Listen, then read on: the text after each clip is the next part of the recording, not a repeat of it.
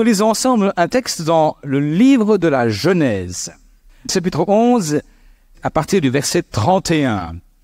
Et mon thème général sera « En route avec Abraham ». Nous lisons ensemble. Terach prit Abraham, son fils, et Lot, fils d'Haran, fils de son fils, et Saraï, sa belle-fille, femme d'Abraham, son fils. Ils sortirent ensemble d'Ur en Chaldée pour aller au pays de Canaan. Ils vinrent jusqu'à Charan et ils y habitèrent. Les jours de Terach furent de 205 ans, et Terach mourut à Charan. L'Éternel dit à Abraham, « Va-t'en de ton pays, de ta patrie, et de la maison de ton père, dans le pays que je te montrerai. Je ferai de toi une grande nation et je te bénirai. Je rendrai ton nom grand et tu seras une source de bénédiction. Je bénirai ceux qui te béniront et je maudirai ceux qui te maudiront et toutes les familles de la terre seront bénies en toi. » Verset suivant, il est marqué « Abraham partit comme l'Éternel le lui avait dit. » Dans Romains 4, verset 16, je vous invite à écouter ce qui est marqué là. Ainsi, la promesse a été faite à cause de la foi, afin que ce soit un don gratuit de Dieu et qu'elle soit valable pour tous les descendants d'Abraham, non pas seulement pour ceux qui obéissent à la loi, mais aussi pour ceux qui croient comme Abraham a cru. Abraham, est-il marqué, est notre Père à tous. Comme le déclare l'Écriture, « J'ai fait de toi l'ancêtre d'une foule de nations. » Il est notre Père devant Dieu en qui il a cru. Abraham, un simple citoyen d'Ur en Chaldée, qui apparemment serait une extrémité, en tout cas limitrophe avec l'Irak actuel. Cet homme n'avait pas de caractéristiques particulières, ni de qualifications extraordinaires pour qu'un jour Dieu vienne lui parler à son oreille. Un ancêtre à lui était Sem, un des fils de Noé. Il était l'arrière-petit-fils de Noé lui-même. Terach était le père d'Abraham, nous l'avons lu, originaire lui aussi d'Ur en Chaldée. Il avait 2 frères, dont un est décédé, et une demi-sœur qu'il a mariée, Sarah. Il vivait 2000 ans avant Jésus-Christ en Babylonie. Et cet homme n'a jamais mis les pieds dans une église. Il n'a jamais vu d'évangéliste. Il n'a jamais eu une Bible en main. D'ailleurs, la loi biblique, la loi mosaïque, est venue des années plus tard. Elle n'existait même pas encore. Il n'a même pas été déclaré comme Noé. Vous pouvez lire dans la Bible.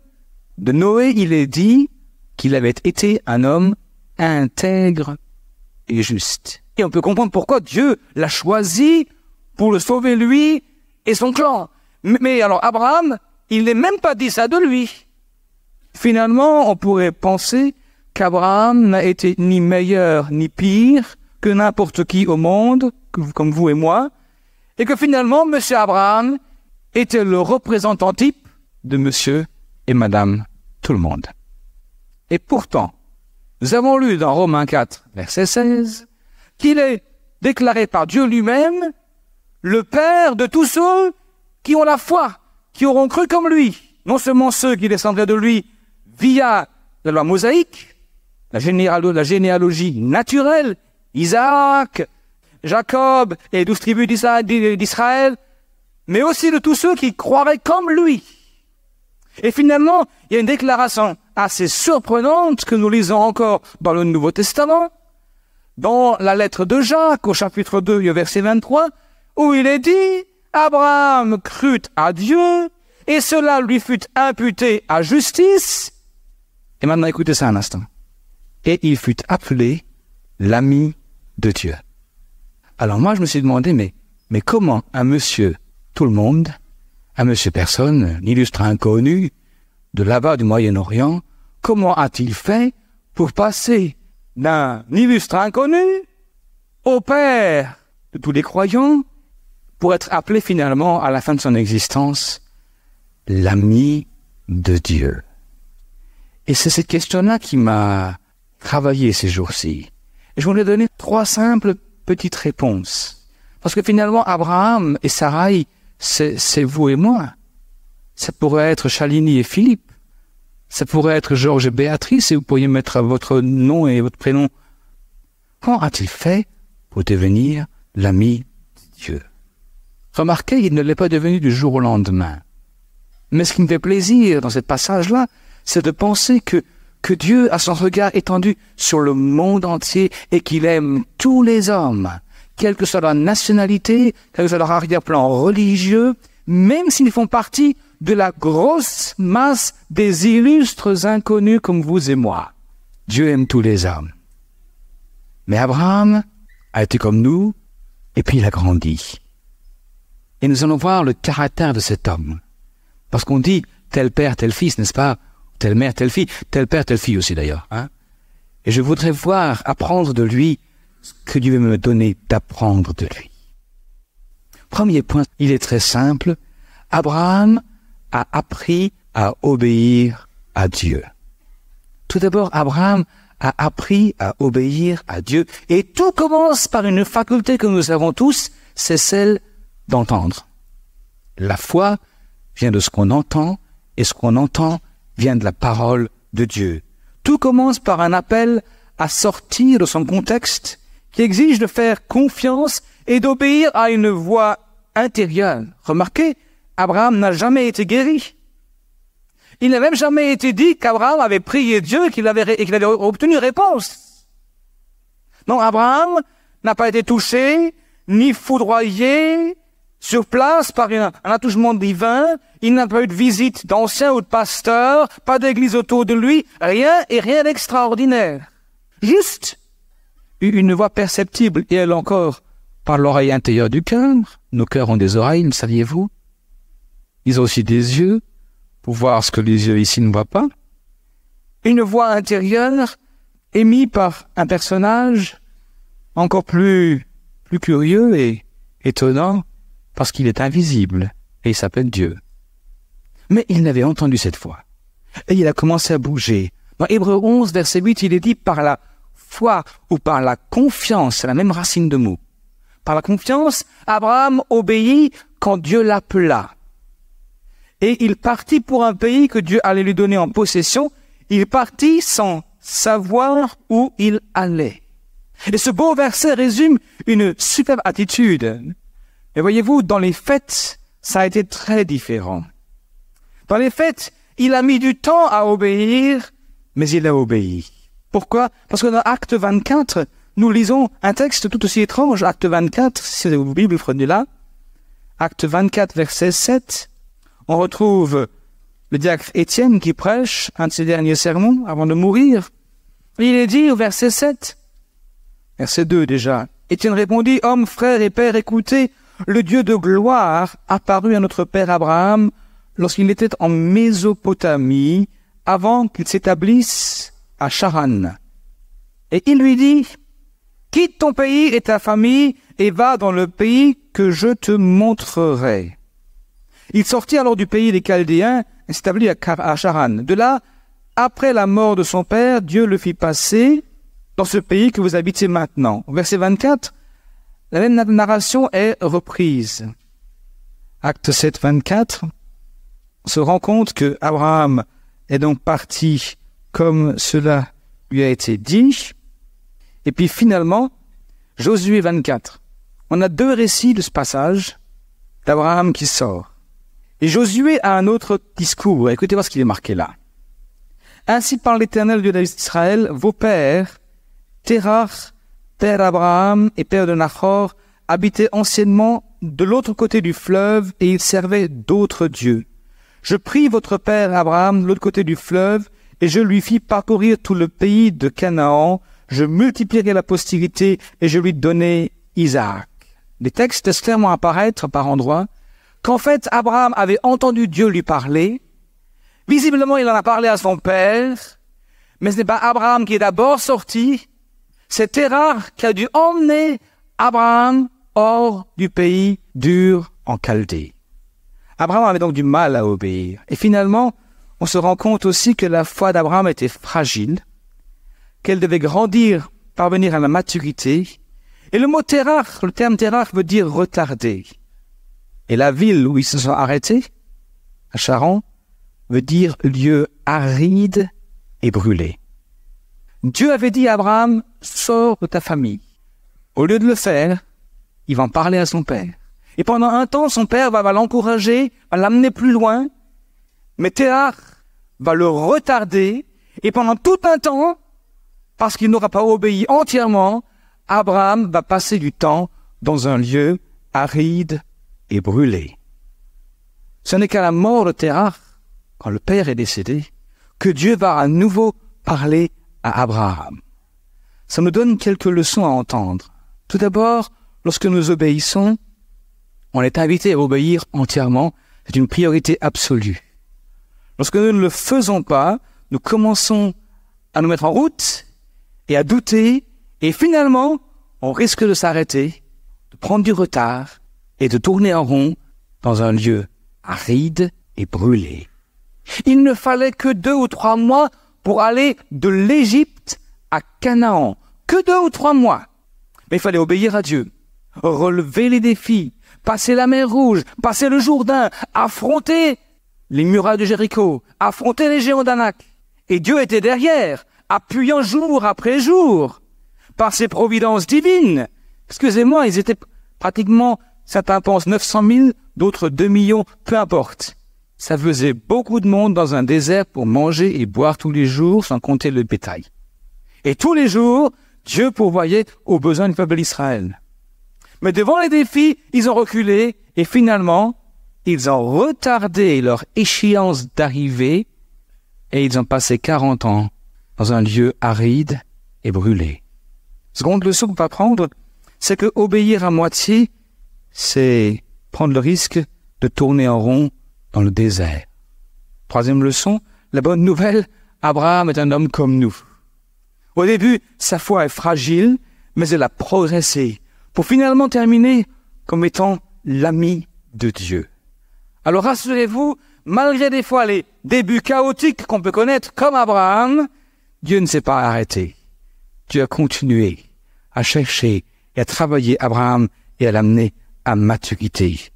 Mais ce n'est que lorsque Abraham a recommencé à obéir que Dieu a recommencé à lui parler. Quand Dieu nous parle, il vaut mieux faire et faire rapidement et faire jusqu'au bout. Quand Dieu a dit à Pierre, jette ton filet, écoute, il a dit, Seigneur, bon, d'accord, puisque tu me le dis, mais allez, je le fais, c'est ta parole, mais je le fais. La fois suivante, il lui dit, sors de la barque, viens avec moi. Et Pierre n'a pas trop réfléchi, il est allé, vous savez quoi? Il a marché sur l'eau. Je suppose que les copains, ils ont dû se dire, plutôt lui que moi. Hein? Pierre a obéi et ça a marché. Abraham a obéi et il a progressé. Nous avons obéi, nous pouvons obéir et passer d'une foi fragile à une foi forte et devenir l'ami de Dieu. Dieu peut-être ne vous parle-t-il plus actuellement? Êtes-vous sur une terre aride et brûlée? Peut-être faut-il se rappeler ce qu'il vous a dit la dernière fois qu'il vous a parlé et de le mettre en pratique. Et finalement, vous passerez d'une terre aride et brûlée vers le pays promis. Amen. Deuxième point. Abraham savait renoncer. Abraham avait appris à obéir, mais Abraham avait aussi appris à renoncer. C'est par la foi, est-il marqué dans Hébreux 11, verset 9, c'est par la foi qu'il va s'établir dans la terre promise comme dans une terre étrangère, habitant sous des tentes, ainsi qu'Isaac et Jacob, les co-héritiers de la même promesse. Voilà un homme qui habitait à Ur en Chaldée. Et Abraham était déjà à la retraite. 75 ans, mesdames, messieurs. 75 ans. Il avait fait sa vie, il avait son bétail. À mon avis, il avait même une bonne belle maison avec une piscine dans le jardin. Tout allait bien pour lui. Partir de chez lui, c'était sortir d'abord de son confort, de sa cité, de sa sécurité. Peut-être pas sociale, mais sécurité quand même. Il sortait de sa famille, il quittait des liens affectifs. Il devait renoncer à différentes choses et finalement il est marqué là qu'il habitera sous des tentes, comme un nomade. Pire que ça, quand on lui demandait « Mais tu vas où, Abraham ?» Il ne savait pas où il allait. Il y allait, mais il ne savait pas trop. Voyez-vous, obéir et renoncer vont toujours de pair. Quelle chose illogique et folle pour un homme de son âge. Le renoncement, par contre, nous rend toujours dépendants de Dieu. Celui qui ne renonce pas devient sa propre providence. Renoncer, c'est se défaire des sécurités humaines. Quand ce jeune homme riche a venu vers lui et dit « Jésus, mais bon maître, que faut-il que je fasse pour obtenir la vie éternelle ?» Jésus lui dit « Mais tu connais la loi ?»« Oui, je connais la loi. » « Alors, elle est en pratique. Je le fais depuis que je suis jeune garçon. Je ne vole pas, je ne tue pas, je ne triche pas, je ne mens pas. » Tout à coup, Jésus lui dit « Écoute, il te manque une seule chose. Tu rentres chez toi, tu vends tout ce que tu as. Tu le donnes aux pauvres et tu me suis. » Cet homme devait se rendre dépendant de Jésus. Alors Jésus n'avait pas de grosses multinationales pharmaceutiques derrière lui pour payer un bon salaire de directeur général. C'était un prédicateur ambulant. Il vivait de ce qu'on lui donnait. Quand on lui disait « Ah, je veux te suivre, Seigneur !» Il y en a, à un moment donné, Jésus dit « Écoute, les oiseaux ont des nids, les renards des tanières, mais moi, j'aime même pas trop mettre ma tête sur un caillou. » Alors, renoncer, c'est se rendre dépendant de Dieu. Mais voyez-vous, lorsqu'on se rend dépendant de Dieu, on est enrichi. Dépendant de Dieu. Récemment, j'ai eu un entretien avec quelqu'un et on parlait d'obéissance. Une brave personne, je vais rester très neutre là, une brave personne, senior, et puis qui est à la retraite, et puis qui a vécu un veuvage, qui vivait un veuvage, et puis on parlait du baptême, et à la fin je lui dis, mais est-ce que vous êtes toujours seul? Parce que vous savez, comme ça, les vies familiales à la colle, c'est pas que l'apanage de la jeunesse. Hein. Alors il me dit, non, je connais quelqu'un, je vis avec quelqu'un. Je dis, ah bon, vous comptez, vous êtes marié? Ah non, c'est un mari. C'est un mari. Je dis, mais vous comptez le faire prochainement? Il me dit, non, comprenez. Et je comprends cet argument. Je le comprends très bien. Il me dit, on a chacun une petite retraite et si on se marie, la retraite du second conjoint va diviser en deux. Alors, comprenez, pasteur. Alors, je comprends l'argument économique. Je ne suis pas idiot. Quand je vais au supermarché acheter mon gasoil, c'est pas parce que je suis pasteur qu'on me le fera payer moins cher. Je vous rassure. Mais cependant, je lui dis, si vous voulez suivre Jésus, ça va vous coûter ce prix-là. Mais je lui ai dit, parce que vous ferez ça, vous faites de Dieu votre providence. Vous faites de Dieu celui qui va pourvoir à vos besoins parce que vous lui faites confiance. Parce que vous lui faites confiance. Et Dieu honore celui et celle qui l'honore. Amen. Mais c'est difficile. Et je le concède. Mais ça vaut le coup. À un moment donné, les bergers de Lot et d'Abraham se querellèrent à cause d'un bout de champ où les deux troupeaux paissaient. Et à un moment donné, Abraham dit, mais écoute, on arrête de se bagarrer, Lot, on arrête de se bagarrer. Si tu vas au nord, je vais au sud. Si tu vas à l'est, je vais à l'ouest. Et dans Genèse 13, il est dit qu'à un moment donné, Lot va lever les yeux vers les vallées vertes de Sodome et de Gomorrhe. Des vertes vallées qui signifiaient business, argent, succès, réussite financière. Et Lot va choisir ces vallées vertes, va s'y établir sans se rendre compte ou en peut-être ne voulant pas se rendre compte ou en se refusant de se rendre compte que la proximité de Sodome et Gomorrhe aura une influence sur les mentalités de son clan, y compris de ses filles et de sa femme. Oui, Lot apparemment était riche. Parce que voyez-vous, Abraham, lorsqu'il a choisi la direction inverse de Lot, va aller dans le désert. Mais il vaut mieux le désert avec Dieu que les vertes vallées de Sodome et de Gomorrhe sans Dieu. Mais pour autant renoncer aux richesses malsaines qu'on peut vous offrir, plutôt et vivre avec Dieu et seul dans des moments de précarité que de vivre sans Dieu dans ces richesses malsaines.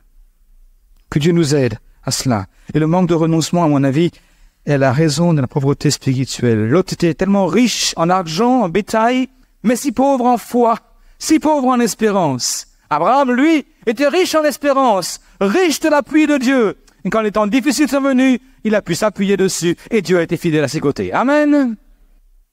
Troisième point, Abraham avait appris à faire confiance à Dieu. Il est marqué dans Genèse 15, verset 4. À un moment donné, Abraham, le temps passe. Abraham attendait ce fils que Dieu lui avait promis, un Isaac, et puis, il vient pas, ce fils.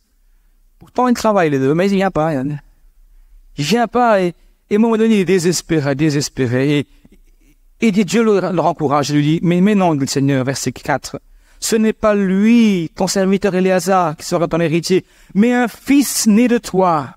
Puis il fit sortir Abraham de sa tente et lui dit, regarde le ciel et compte les étoiles si tu le peux. Et il ajouta, comme elles, tes descendants seront innombrables. Abraham est-il marqué? Eut confiance dans le Seigneur. Et c'est pourquoi le Seigneur le considéra comme juste. Abraham avait appris au fur et à mesure, et nous allons voir ça dans les prochains temps, Abraham était un homme qui avait appris à faire confiance de plus en plus au Seigneur. Et cette confiance a résolu en lui 3 questions fondamentales. Tout d'abord, elle a réglé le problème de la culpabilité envers Dieu. Abraham crut en Dieu, et cela lui fut imputé à justice. Il n'est pas dit qu'Abraham a rampé sur les genoux pendant 15 kilomètres, et finalement Dieu s'est laissé attendrir, et finalement Dieu l'a considéré comme juste. Abraham n'a pas fait des pénitences. Abraham n'a pas fait des prières. Abraham n'a pas fait d'actes religieux. Il n'a même jamais dit « Oh Seigneur, je n'ai jamais tué, je n'ai jamais volé, je suis comme monsieur tout le monde. » Il est dit que la raison fondamentale et l'unique raison pour laquelle Dieu a considéré Abraham comme juste, c'est parce que Abraham, lui, a fait confiance. Dieu a tant aimé le monde qu'il a donné son Fils unique, afin que quiconque croit en lui fait confiance, soit sauvé, qu'il ne périsse point, mais qu'il ait la vie éternelle. En Romains 5, il est dit, étant donc justifiés, rendus justes par la foi, nous avons la paix avec Dieu. Deuxième question fondamentale que la foi a résolue, c'est la question existentielle. Comment ferai-je pour vivre demain? Abraham avait tout à la maison, des réserves, des stocks, du bétail, des serviteurs. Il avait tout à Ur en Chaldée. Qu'est-ce qu'il allait se promener à Canaan, franchement? Et franchement, c'est illogique. Dans Hébreux 11, verset 8, il est dit, par la foi, Abraham obéit quand Dieu l'appela. Il partit pour un pays que Dieu lui avait donné en possession. Il partit sans savoir où il allait. Et ce faisant, il a fait de Dieu sa source et sa providence. Et finalement, c'est Dieu qui allait devoir pourvoir à tous ses besoins, à une maison, à des terres, à des serviteurs, à tout ce qu'il fallait pour lui et les siens, par la foi. Troisième question. Par cette confiance, il a résolu la question du sens de l'existence. Pourquoi est-ce que je vis? Pour qui est-ce que je vis? Et avec des mots très simples, Abraham dira un jour à Dieu, mais à quoi ça me sert tout ce travail, tout ce labeur, tous ces moutons, tout ce bétail, toute cette richesse? J'ai pas de descendant. Abraham, lui, il voulait un descendant. Dieu, lui, voulait faire de lui non pas le père d'un fils miracle, mais en plus le père d'une foule de nations, de l'ensemble des croyants, de tous les temps à venir, y compris vous et moi. Abraham avait une idée très restreinte. Dieu voulait l'amener plus haut, compte les étoiles du ciel, compte-les. Et Abraham va élever sa foi. Abraham fut rendu capable, est-il dit, par la foi encore, Hébreux 11, verset 11, d'être père, alors qu'il avait passé l'âge de l'être, que Sarah elle-même était stérile. Il eut la certitude que Dieu tiendrait sa promesse. Et en écho, Romains 4, 18 dit, Abraham a cru et espéré, alors que tout espoir semblait vain. Il devait être ainsi l'ancêtre d'une foule de nations, selon ce que Dieu lui avait dit, telle sera le nombre de tes descendants. Lorsqu'Abraham a commencé à faire confiance à Dieu, lorsqu'Abraham a cru en Dieu, lorsqu'Abraham a rencontré Dieu, il est rentré en collision avec sa destinée. Lui, il voulait être le gentil papa d'un fiston, d'un descendant, d'un héritier. Dieu, lui, il voulait faire de lui le père d'une grande foule de nations. Lorsque plus proche de nous, l'apôtre Pierre va rencontrer Jésus, ce n'est qu'un simple pêcheur de poissons avec une vision très restreinte et très réduite, à voir tous les jours du poisson pour faire un peu de business, un peu de blé, pour avoir de quoi manger et faire vivre sa famille. Lorsqu'il va rencontrer Jésus et faire la pêche miraculeuse, il va dire « Arrière de moi, Seigneur, je suis un impur. » Et Jésus lui dit « Ne crains pas, je ferai de toi un pêcheur d'hommes. » Pierre, le sens de sa vie jusqu'à ce présent-là était juste avoir du pain à manger, gagner un peu de pain avec du poisson qu'il pêchait. Mais Jésus, lui, avec sa rencontre avec Pierre, l'a amené en collision avec le destin de Pierre, être un pêcheur d'hommes. Sans la rencontre avec Jésus, Pierre serait resté un illustre inconnu dont l'histoire n'aurait jamais mentionné son nom. En ayant rencontré Jésus, Pierre est rentré dans le destin de sa vie. Un apôtre, un homme qui allait gagner beaucoup d'hommes et beaucoup de femmes à la cause de Christ. Allez par le monde entier, dit Jésus, prêcher la bonne nouvelle. Amen. Je termine. Abraham a été le premier homme de la Bible à être appelé un Hébreu, ce qui veut dire d'ailleurs celui qui a traversé. Il a traversé le fleuve de l'Euphrate et a commencé à suivre par la foi le Dieu invisible. Sa vie de foi a d'ailleurs exigé plusieurs fois des traversées entre guillemets. Il a traversé les frontières de sa famille. Il a traversé les frontières de sa patrie. Il a traversé la frontière de la peur. En arrêtant de s'appuyer sur l'Égypte, c'est-à-dire le monde, il a traversé le frontière des liens filiaux avec Lot, avec Ismaël et finalement avec Isaac. Et chaque traversée a existé sur l'eau d'obéissance, de renoncement et aussi de démonstration de confiance. Abraham a cru, cette foi-là, cette confiance en Dieu est le mot-clé, ce fil rouge qui traverse toute la Bible et qui fait de ce monsieur tout le monde le père d'une foule de nations et finalement l'ami de Dieu. Comment est-ce qu'il est devenu? Il avait appris progressivement à obéir. Il se peut que vous ayez une foi fragile. J'aimerais vous dire que Dieu veut vous amener plus loin. Peut-être vous tourner en rond quelque part dans un lieu aride, comme à Charan, avec Terah, des gens qui vous retiennent, des choses qui vous retiennent. J'aimerais vous dire que Dieu n'a pas fini avec vous. Il veut vous amener plus loin. Il veut vous apprendre à marcher par la confiance. Deuxièmement, il veut vous apprendre à renoncer. Vous pensez plaire à Dieu parce que vous n'êtes pas si mal que cela? J'aimerais vous dire, il faut que vous renonciez à vos illusions sur vous-même.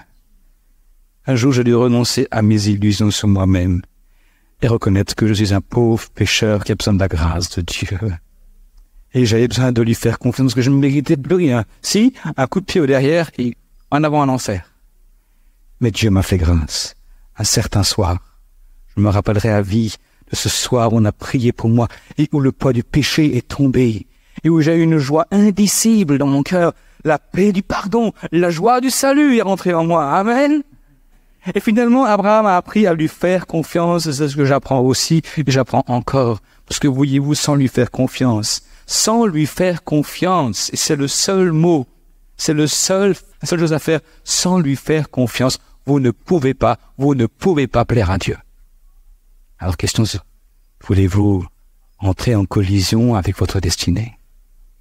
Voulez-vous peut-être repartir de ce lieu sacré aride et marcher avec confiance vers Canaan, vers ce lieu que peut-être vous ne connaissez pas encore, que vous ne savez pas trop ce qu'il va ici trouver, mais une chose est certaine, Dieu y est déjà.